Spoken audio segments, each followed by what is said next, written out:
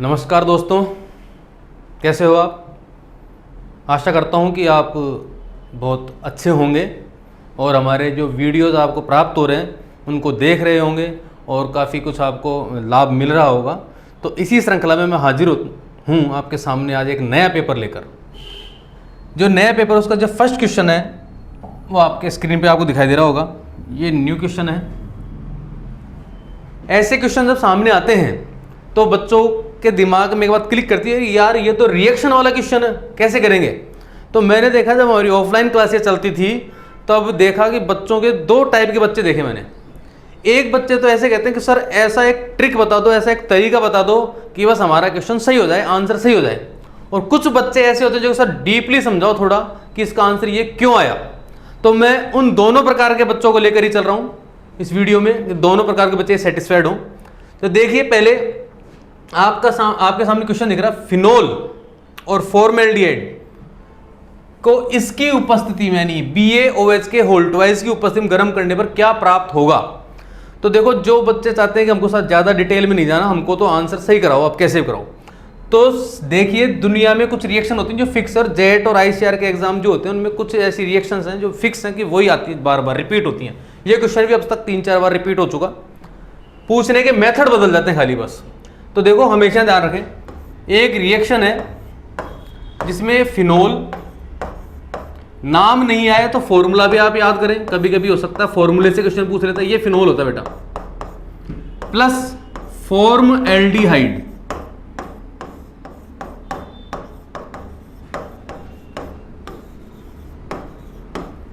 फॉर्मएल्डिहाइड का फॉर्मूला होता है HCH। जब भी ये दोनों आए तो हमेशा डेफिनेटली निश्चित रूप से बेकेलाइट बनेगा। बेकेलाइट बहुलक ही बनता है इन दोनों से। एक तो ये तो हो गई ट्रिक अपनी बिल्कुल। तो आपको यहां दिख रहा है सवाल में फिनोल और फॉर्मएल्डिहाइड दोनों चीज दिखाई दे रही है आपको।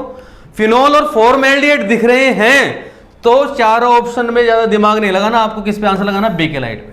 क्योंकि हम जानते हैं कि फिनोल और फॉर्मएल्डिहाइड की रिएक्शन अगर कराते हैं तो बेकेलाइट नाम का बहुलक बनता है। बेकेलाइट एक बहुलक है जिससे आपके बिजली के स्विच बनते हैं, विद्युत रोधी उपकरण बनते हैं जिससे। तो ये तो हो गया उन बच्चों के लिए कि सर हमको तो रिएक्शन मत बताओ, खाली ये बताओ आंसर कैसे सही होगा। तो आप दिमाग में हमेशा फिक्स बिठा ले, ये चीज तो आपको याद रखनी पड़ेगी। फिनोल और फॉर्मएल्डिहाइड आए तो क्या लिखेंगे आंसर हम, बेकेलाइट। अब कुछ बच्चे हैं कि सर ये रिएक्शन समझाओ, ये बेकेलाइट बना कैसे, तो उनके लिए भी अपने पास है। उनके लिए मैं रिएक्शन समझा देता हूं कि बेकेलाइट कैसे बना।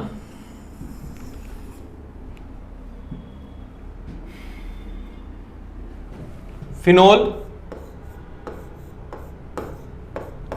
की रिएक्शन कराएंगे फॉर्मएल्डिहाइड से। फॉर्मएल्डिहाइड मैंने बताया आपको फॉर्मूला होता है HCHO। देखिए रिएक्शन, ऑर्थो पोजीशन पे से एक H हट जाएगा, यहां पर कंपाउंड हो गया CH2, ये हो गया OH। तो ऑर्थो पोजीशन पे हम लिख देंगे CH2OH। जब ऑर्थो बनता है तो फिनोल में रेजोनेंस के कारण पैरा प्रोडक्ट भी बनते हैं। ये पैरा पोजीशन पर लग गया CH2OH। तो ये हो गया इंटरमीडिएट, मध्यवर्ती उत्पाद, ऑर्थो हाइड्रोक्सी बेंजाइल अल्कोहल, ये पैरा हाइड्रोक्सी बेंजाइल अल्कोहल। जब ये दोनों आपस में कंडेंसेशन करते हैं तो इनसे बनता है बेकेलाइट। तो बेकेलाइट में क्या होता है बेटा, हर रिंग जो होती है ये CH2 से अटैच हो जाती है। यहां से यहां से एक S निकलेगा, यहां से एक H हटेगा और इस OH से रिएक्ट होकर बाहर निकलेगा और ये यहां पे दूसरी बेंजीनिंग इस पर अटैच हो जाएगी। ये स्टेप चलता रहेगा। पैरा पोजीशन में भी यही होगा, वाटर रिलीज होता रहेगा और हमारे पास ये बेकेलाइट की स्ट्रक्चर बनती रहेगी बेटा। ये बेकेलाइट की स्ट्रक्चर होती है।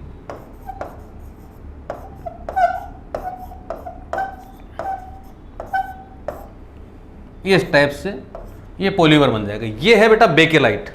अगर जो बच्चे रिएक्शन को ढंग से समझना चाहते हैं उसको देखें, और जिन बच्चों को जो हमारा आंसर सही हो तो याद रखें, हमेशा दिमाग में बिठा लें कि फिनोल और फॉर्मएल्डिहाइड आते ही बेकेलाइट पे टिक लगाना है। तो ये पहला क्वेश्चन हमारा कंप्लीट हुआ। नेक्स्ट क्वेश्चन पर चलते हैं। नेक्स्ट क्वेश्चन है, एल्डिहाइड और कीटोन में अंतर करने के लिए, विभेद करने के लिए कौन सा अभिकर्मक काम में लेंगे।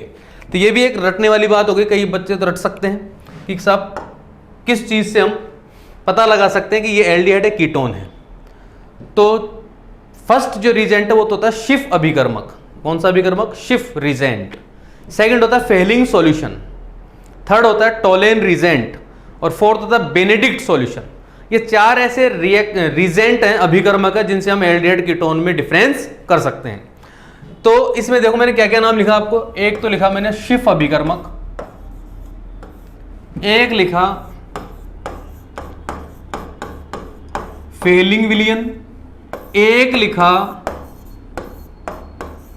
बेनेडिक्ट विलियन, और एक लिखा है मैंने टोलेन अभिकर्मक। ये चार अभिकर्मक है जो एल्डिहाइड कीटोन में अंतर कर सकते हैं। ये चारों के चारों एल्डिहाइड से ही क्रिया करते हैं, कीटोन से रिएक्शन नहीं करते। क्या क्या? शिफ अभिकर्मक को एल्डिहाइड कीटोन में डालें, दो टेस्ट ट्यूब में, एक में एल्डिहाइड एक में कीटोन लें, शिफ अभिकर्मक एक एक बूंद डाल दें, तो जो एल्डिहाइड होगा वो गुलाबी कलर का हो जाएगा, कीटोन पर कोई क्रिया नहीं होगी। फेलिंग विलियन लें तो ये लाल भूरे रंग का हो जाएगा। कौन? एल्डिहाइड। फेलिंग विलियन डालते ही लाल भूरे कलर का हो जाता है एल्डिहाइड, कीटोन में कलर शो नहीं करेगा। बेनेडिक्ट विलियन डालने के बाद भी एल्डिहाइड लाल भूरा कलर देता है और कीटोन कोई कलर नहीं देता। और टोलेन अभिकर्मक डालने पर एल्डिहाइड में रजत दर्पण बनता है, नीचे ब्लैक कलर का चमकीला सा पदार्थ बन जाता है, कीटोन ये क्रिया नहीं दर्शाता। तो चार अभिकर्मक हैं जो एल्डिहाइड कीटोन में अंतर करते हैं।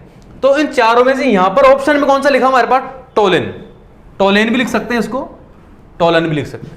तो देखो Schiff Fehling Benedict Tollens, Tollens में से हमारे पास टोलेन है, तो हमारा आंसर क्या होगा बेटा? डी। टोलेन अभिकर्मक से एल्डिहाइड कीटोन में अंतर किया जा सकता है। अगर टोलेन ऑप्शन में नहीं होता तो मैंने तीन और लिख दिए हैं, शिफ फेलिंग और बेनेडिक्ट, इनसे भी डिफरेंस कर सकते हैं। आगे होगा समझ में, ऐसी उम्मीद करता हूं। और नेक्स्ट क्वेश्चन पर चलता हूं। अब ये आपको स्क्रीन पे दिखाई दे रहा है, वही बात आ गई। अभी मैंने कहा था सब रिएक्शन में ऐसी ट्रिक बता दो कि हमारा आंसर सही हो जाए। वैसा ही क्वेश्चन ये है, फॉर्म एल्डिहाइड के दो अणु और सोडियम हाइड्रोक्साइड से क्रिया। देखो फिक्स है, फॉर्म एल्डिहाइड के जब भी दो अणु हो और NaOH या KOH दोनों में कुछ भी हो सकता है, अगर ये कंडीशन जब भी आती है दिखाई दे जाए आपको, तो हमेशा क्रिया होती है केनिज़ारो क्रिया। कौन सी क्रिया होती है बेटे? केनिज़ारो, केनिज़रो रिएक्शन। तो हमको आगे कुछ पढ़ना ही नहीं है, सोडियम फॉर्मेट कहते हैं इसको, आगे कुछ नहीं पढ़ना, खाली फॉर्मेल्डिहाइड का दो अणु और सोडियम हाइड्रोक्साइड दिया हुआ है, तो डायरेक्ट हम देखें केनिज़ारो मिल गया साहब, बी हमारा आंसर हो इसका, केनिज़ारो रिएक्शन।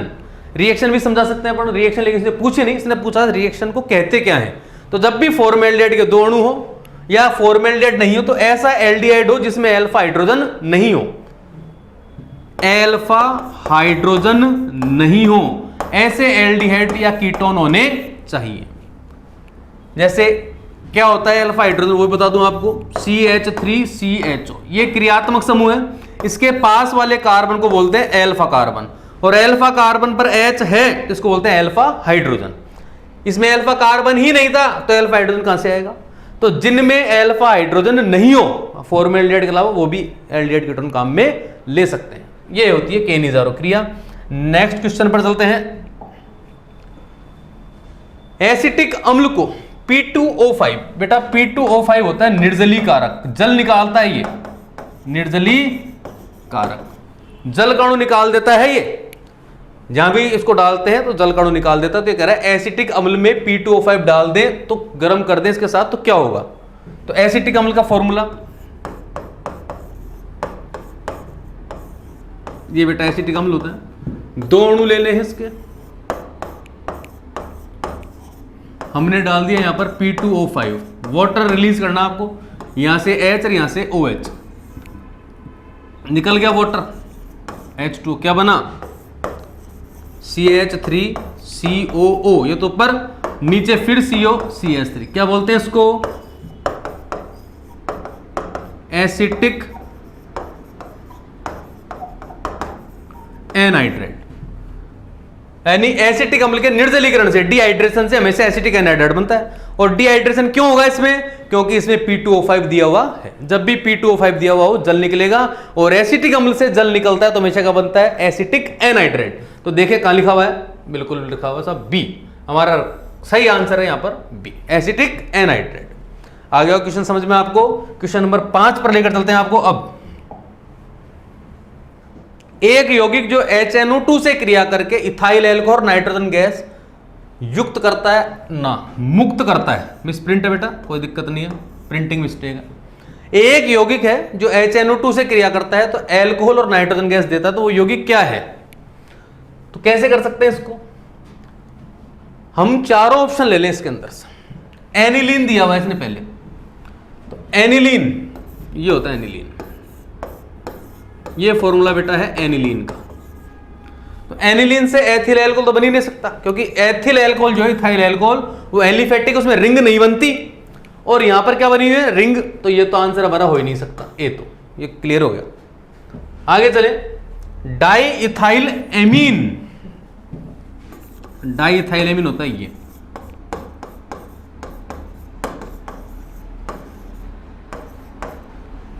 डाई इथाइल एमीन और HNO2 की रिएक्शन से एल्कोहल बन सकता है क्या? देखते हैं। एथिल एल्कोहल हमको दो यहां पर अणु दिख रहे हैं C2H5 के, तो ये भी पॉसिबल नहीं है।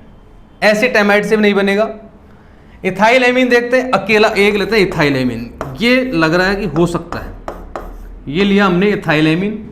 HNO2 लिखा है यहां पर NOOH, हो गया बेटा HNO2। यूं ब्रेक करें इसको तो C2H5OH बिल्कुल बन गया साहब इथाइल एल्कोहल, दिखाई दे रहा है इथाइल एल्कोहल। और N और N कौन सी गैस हो गई? N2।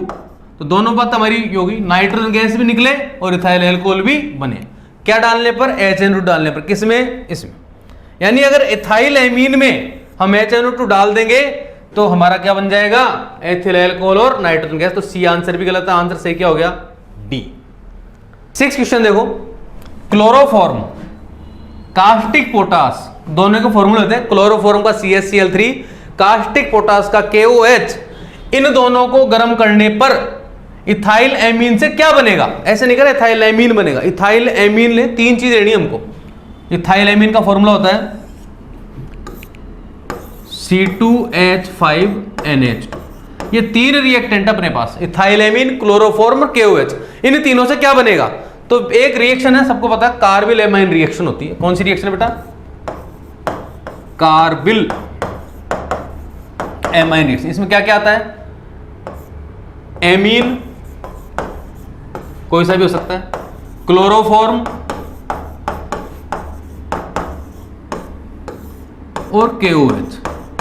इन तीनों, अगर ये तीनों रिएक्टेंट हो तो उस रिएक्शन का नाम होता है कार्बिल एमीन क्रिया। क्वेश्चन ये भी बन सकता है, आ जाए कभी, एमीन की क्रिया क्लोरोफॉर्म और कास्टिक पोटास से कराएं तो उस अभिक्रिया को क्या कहेंगे? तो क्या लिख देंगे अपन? कार्बिल एमीन कहेंगे। लेकिन अभी क्वेश्चन ये नहीं कह रहा कि रिएक्शन को क्या कहेंगे, अभी तो ये कह रहा है कि इन तीनों की क्रिया कराएंगे तो क्या बनेगा।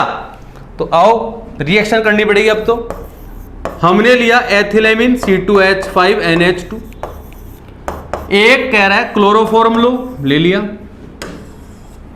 फिर कह रहा है कास्टिक पोटास लो,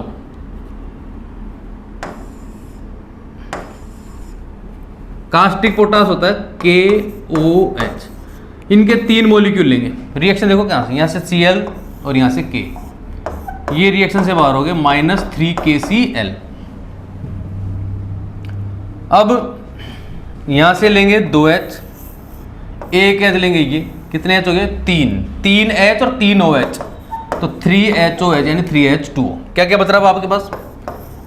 C2H5N, यहां तो बच रहा है ये, और इधर बच रहा है C, और इधर बच रहा है O। H तो गया इसके साथ 3, और ये OH गया, ओनली C ये बच रहा है। 3 OH ये रहे और 3 H ये रहे, खाली बच रहा है C2H5N और C। ये NC का मतलब होता है आइसोसाइनाइड। NC का मतलब क्या होता है? आइसोसाइनाइड। कौन सा आइसोसाइनाइड? C2H5 का होता है बेटा इथाइल, C2H5 कहते हैं इथाइल, और NC को कहते हैं आइसोसाइनाइड। कहाँ है आंसर आपका? ये रहा A, इथाइल आइसोसाइनाइड। तो इस रिएक्शन का आंसर था ये। अगले क्वेश्चन पे चलते हैं। यूरिया एसिटिल क्लोराइड के साथ क्रिया करके क्या बनाता है? यूरिया का फॉर्मूला आप जानते हैं सब, NH2CONH2। किससे रिएक्शन करनी है? एसिटिल क्लोराइड से। एसिटिल क्लोराइड का फॉर्मूला होता है CH3COCl। ये रिएक्शन आपके पास, तो यहां से एक H और यहां से Cl, ये निकलते हैं बाहर। तो HCl बाहर आ गया, क्या बच गया अपने पास यहाँ पर CH3CO, Cl गया और यहां बच गया NHCONH2। इस समूह को कहते हैं एसिटिल और ये समूह हो गया यूरिया। तो एसिटिल यूरिया, तो एसिटिल यूरिया का लिखा हुआ है ये रहा, सी आंसर है इसका, एसिटिल यूरिया। ये सही आंसर है हमारा, ये रॉन्ग है, ये रॉन्ग है, ये रॉन्ग है। तो याद रखें यूरिया और एसिटिल क्लोराइड से बनता है एसिटिल यूरिया, क्लोराइड हट जाता है, ये बन जाता है acetyl urea. Next question,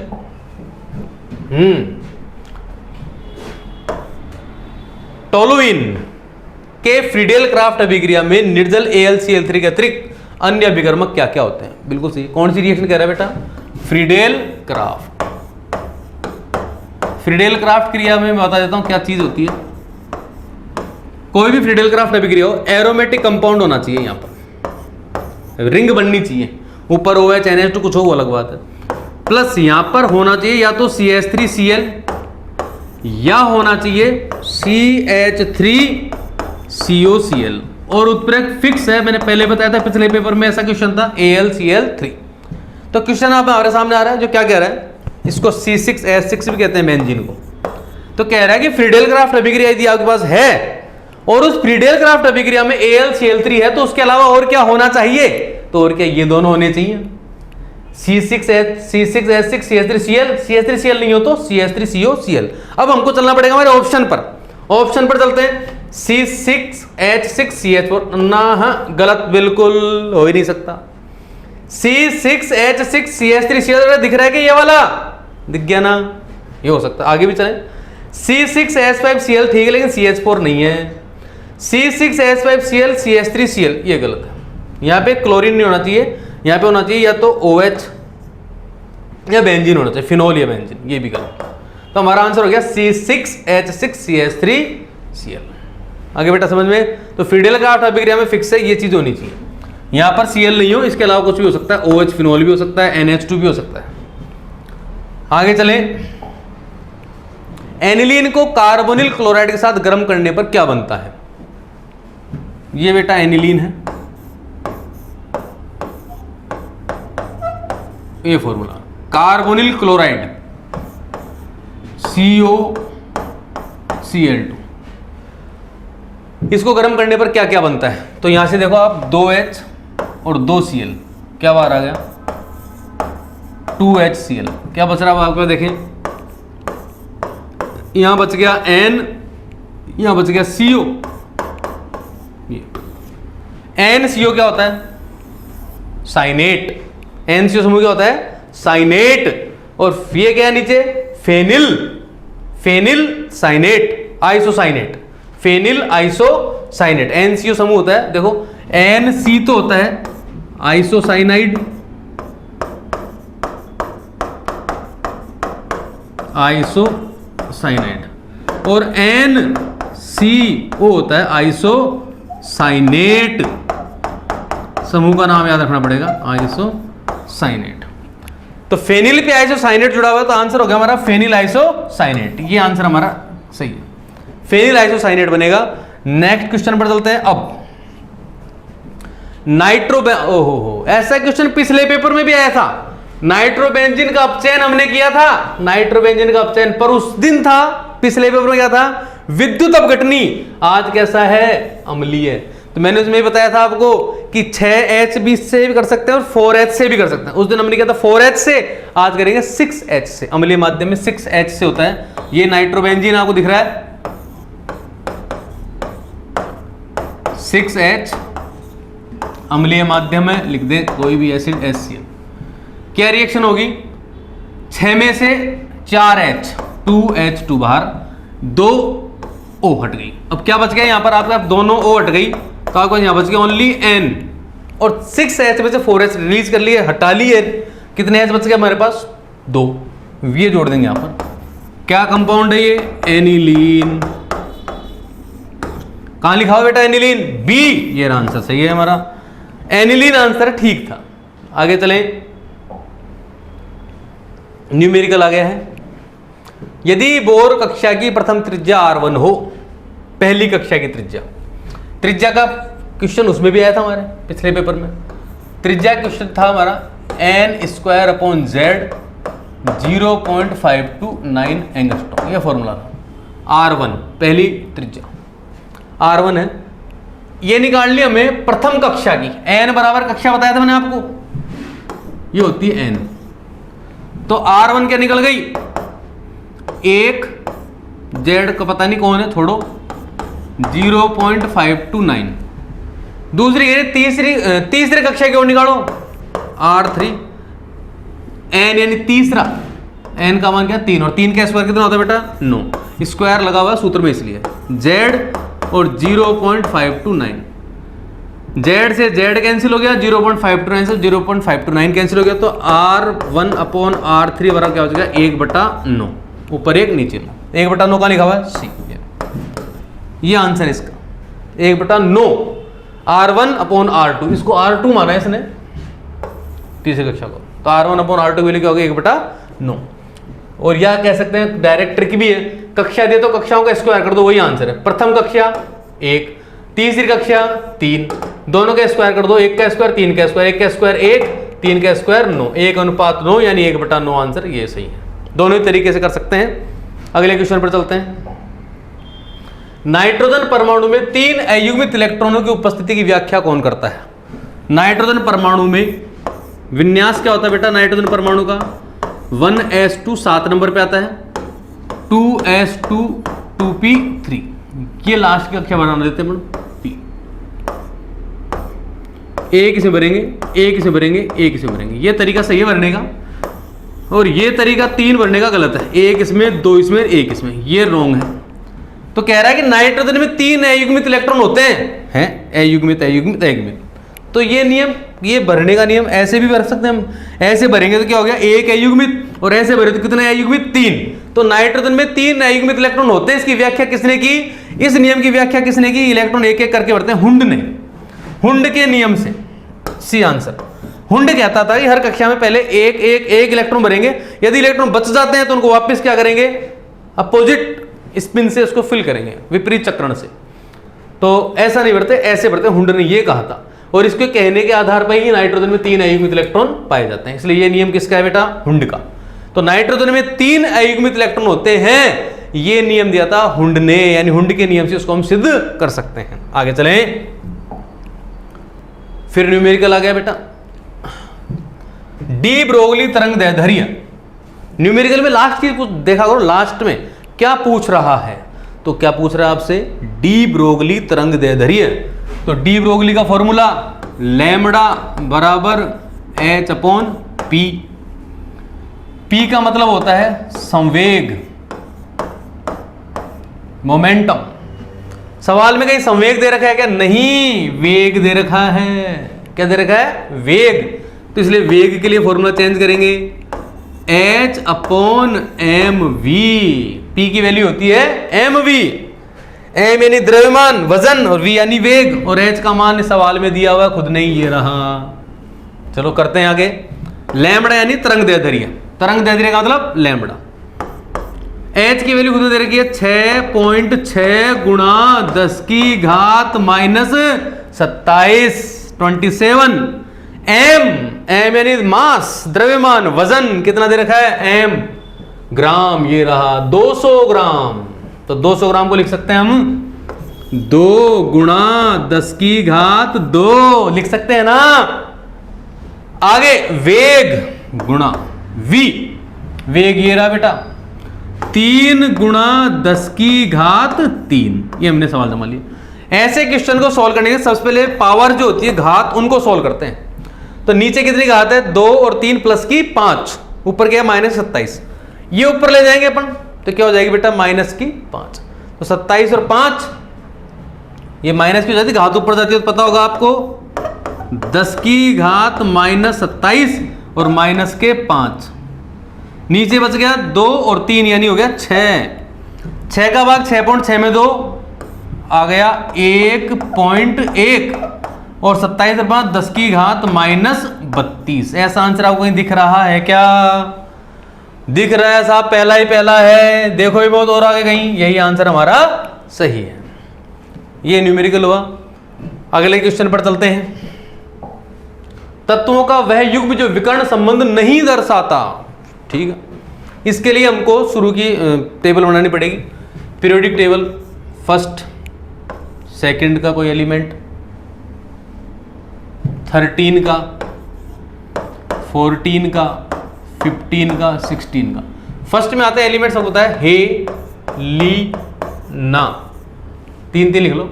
second में आता है बेरिलियम एंड मैग्नीशियम। 13 में आता है बैंगन, आलू, बोरोन एंड एल्यूमिनियम। इसमें आता है कार्बन एंड सिलिकॉन। 15 में आता है नाइट्रोजन एंड फॉस्फोरस। 16 में आता है ऑक्सीजन और सल्फर। इनमें देखें, पहला लिथियम और सिलिकॉन, ये रहा लिथियम, ये रहा सिलिकॉन। ठीक है, नाइट्रोजन और सल्फर ये रहा बेटा, ये होता है विकर्ण संबंध। बोरोन तथा सिलिकॉन ये रहा साहब, कार्बन तथा फास्फोरस ये रहा, ये इनमें डायगोनल बन गया, विकर्ण बन गया। लेकिन लिथियम और सिलिकॉन में विकर्ण नहीं बन रहा। तो कह रहा नहीं दर्शाता, ऐसे नहीं कह रहा कौन सा दर्शाता है, ये 3 तो दर्शा रहे हैं, ये वाला नहीं दर्शा रहा। तो हमारा पहला आंसर ही सही है। लिथियम और सिलिकॉन विकर्ण संबंध, डायगोनल रिलेशन नहीं शो करते। आगे चलें। किस वर्ग के तत्वों में आवर्तिता का मुख्य कारण? हाँ, जो पीरियोडिक टेबल होती है उसमें चलते चलते चलते गुणों में वापस समानता आ जाती है। वो समानता का क्या कारण है? समानता का कारण है जो मुख्य रूप से परमाणु में इलेक्ट्रॉन की समान संख्या नहीं होती, परमाणु में समान आयनन ऊर्जा नहीं होती क्योंकि आकार घटते बढ़ते रहते हैं, परमाणु में संयोजकता, वैलेंस शेल में इलेक्ट्रॉनीय विन्यास, समान इलेक्ट्रॉन, बिल्कुल सही, ये सही कह रहा है।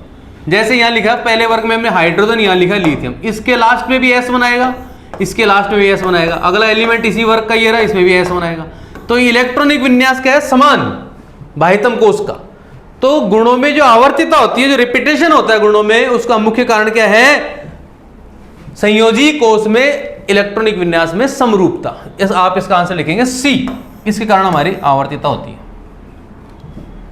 16 क्वेश्चन, निम्न में से किसका प्रथम आयनन ऊर्जा ज्यादा होती है? सही क्रम कौन सा? अच्छा, ऑर्डर पूछ रहे हैं आयनन विभव का। क्या क्या से लिए एलिमेंट? एक तो दूसरे ग्रुप के हैं, क्या क्या है?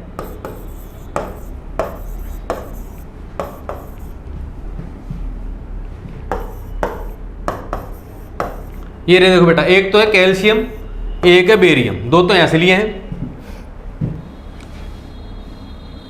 16वें वर्ग से।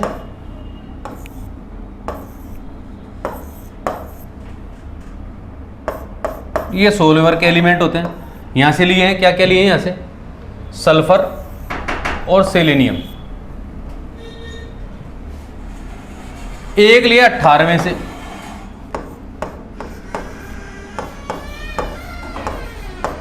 एक लिया ऑर्गन। ये 4 तत्व लिए हैं। इन चारों तत्वों में से हमको बताना है कि ऑर्डर क्या सही है। तो देखो भैया, सबको पता है जो इनर्ट गैस है, 4 में से एक इनर्ट गैस है, तो इनर्ट गैस का हमेशा आयन ऊर्जा सबसे ज्यादा होती है क्योंकि इसका इलेक्ट्रॉनिक विन्यास फुलफिल होता है, पूर्ण भरा विन्यास, इसलिए इनकी आयन ऊर्जा सबसे अधिक होती है। तो ऑर्गन की सबसे ज्यादा होगी। तो सभी स्टेटमेंट कह रहे हैं ऑर्गन की सबसे ज्यादा है, तो इससे तो हमको कुछ पता नहीं चल रहा।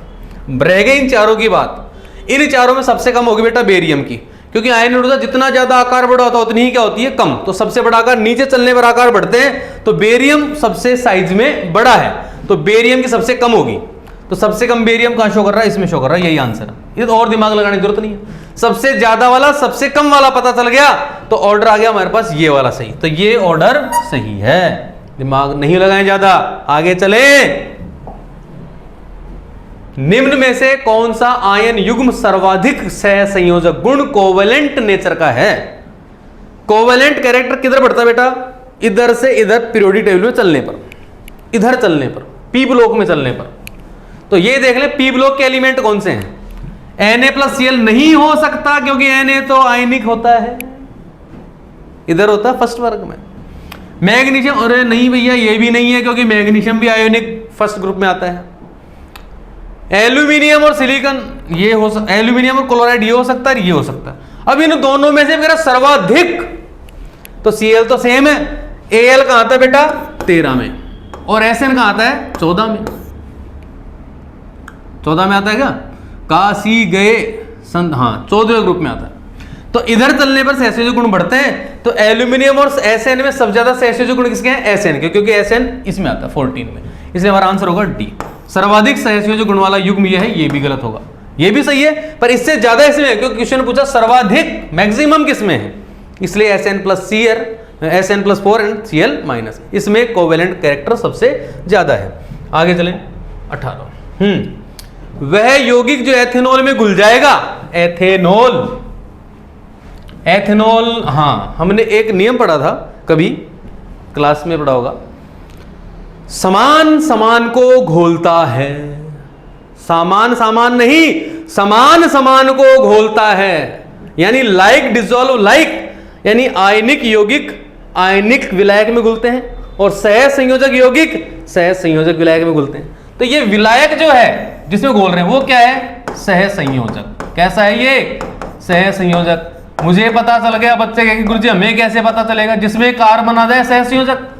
एथेनॉल का सूत्र होता है C2H5OH, कार्बन आया द्रव अवस्था में रहता है, तो कैसा विलायक है बेटा, सह संयोजक। और कार्बनिक विलायक भी कह सकते हैं, सह संयोजक विलायक भी कह सकते हैं। तो सह संयोजक है तो इनमें सह संयोजक ही घुलेगा, तो ये आयनिक यौगिक होता है, नहीं घुलेगा, आयनिक यौगिक नहीं घुलेगा, आयनिक यौगिक नहीं घुलेगा। ये भी आयनिक है लेकिन इसके अंदर सह संयोजक गुण ज्यादा होते हैं, क्योंकि नीचे चलने पर आयनिक कैरेक्टर बढ़ता है, ऊपर चलने पर आयनिक कैरेक्टर कम और सह संयोजक कैरेक्टर बढ़ता है। तो Li सबसे ऊपर आता है, इसलिए ये सबसे ज्यादा घुलेगा, क्योंकि ये भी सह संयोजक है और ये भी सह संयोजक, तो हो गए दोनों समान, तो समान समान को घोलता है। निम्न में से असत्य कथन कौन सा है, झूठ कौन बोल रहा है। ये SF6 जब 6 आ जाते हैं या sp3d2 संकरण हो जाता है तो हमेशा आकृति होती है अष्टफल की। ये तो सही है, ये कथन तो सही है, अब मुझे तो असत्य बताना है। CH4 तथा CCl4 अणुओं की आकृति समान होती है, बिल्कुल सही है, 4 इसमें 4 इसमें, कार्बन बिल्कुल सही है। ये कथन भी सही है।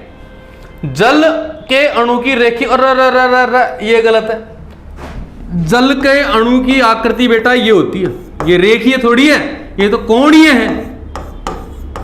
ये आकृति कैसी है, कोणीय। तो ये गलत है स्टेटमेंट, ये भी सही है। तो हमारा आंसर सही कौन सा हुआ, ये सही आंसर है, क्योंकि इस क्वेश्चन ने पूछा था उसने असत्य कथन कौन सा है, ये असत्य कथन है। जल के अणु की रेखिक संरचना होती है, ये कथन असत्य है, झूठ है। सही क्या था, H2 की आकृति कोणीय होती है। लास्ट क्वेश्चन पे पहुंच रहे हैं अब। ये बेटा मिसप्रिंट है, यहां पर B लिखा हुआ है, B+C, ठीक है, ये ध्यान रखें, ये B+C है ये ऑप्शन। वह रासायनिक परिवर्तन अपचयन कहलाता है, यानी रिडक्शन। क्या होता है रिडक्शन, ऑक्सीकरण अंक का बढ़ना नहीं, ऑक्सीकरण अंक का घटना। ऑक्सीकरण अंक का बढ़ना तो ऑक्सीकरण होता है, तो ये तो नहीं है। ऑक्सीकरण अंक का कम, हाँ ये अपचयन है। ऑक्सीकरण कम हो जाए, 3 से 2 हो जाए, 5 से 3 हो जाए, ये क्या है अपचयन। बढ़ेगा तो ऑक्सीकरण। तो कह रहा है अपचयन क्या होता है, ऑक्सीकरण का कम हो जाना होता है। इलेक्ट्रॉन प्राप्त, हाँ ये भी होता है। इलेक्ट्रॉन त्यागना ऑक्सीकरण, इलेक्ट्रॉन ग्रहण करना अपचयन। तो ये दो सही है, यानी बी और सी पहला आंसर है, बी और सी। तो बी और सी दोनों स्टेटमेंट इसके सही थे, तो हमारा आंसर हो गया ए। तो ये हमारे 20 क्वेश्चन और हुए नेक्स्ट पेपर के। अगले 20 क्वेश्चन अगली वीडियोज में, अगली क्लास में आपको बताएंगे। और सबसे निवेदन है, वीडियो लगातार देख रहे होंगे, पसंद भी आ रहे होंगे। वीडियो आपको पसंद आ रहे हैं तो थोड़ा हमको और आपका साथ की आवश्यकता है। लाइक करें, सब्सक्राइब करें। जैसे हमारे सब्सक्राइब बढ़ेंगे तो हम आपको लाइव क्लास देने की कोशिश करेंगे, ताकि आप लाइव टाइम, आपको टाइम टेबल सेंड कर दिया जाएगा, उस टाइम पर आप बैठे और लाइव हमसे जुड़े, और लाइव हम आपको क्लासेस देंगे, पढ़ाएंगे। इसमें और आनंद की प्राप्ति होगी। तो सब्सक्राइब करना ना भूलें, अपने दोस्तों को कहें सब्सक्राइब करें ज़्यादा से ज़्यादा, ताकि हम आपके सामने बिल्कुल रूबरू जैसे क्लास में बैठे उस प्रकार से बैठें। तो अभी आपसे आज्ञा लेता हूँ। फिर मिलते हैं अपन नेक्स्ट क्लास में, इसी समय इसी चैनल पर। थैंक यू, धन्यवाद।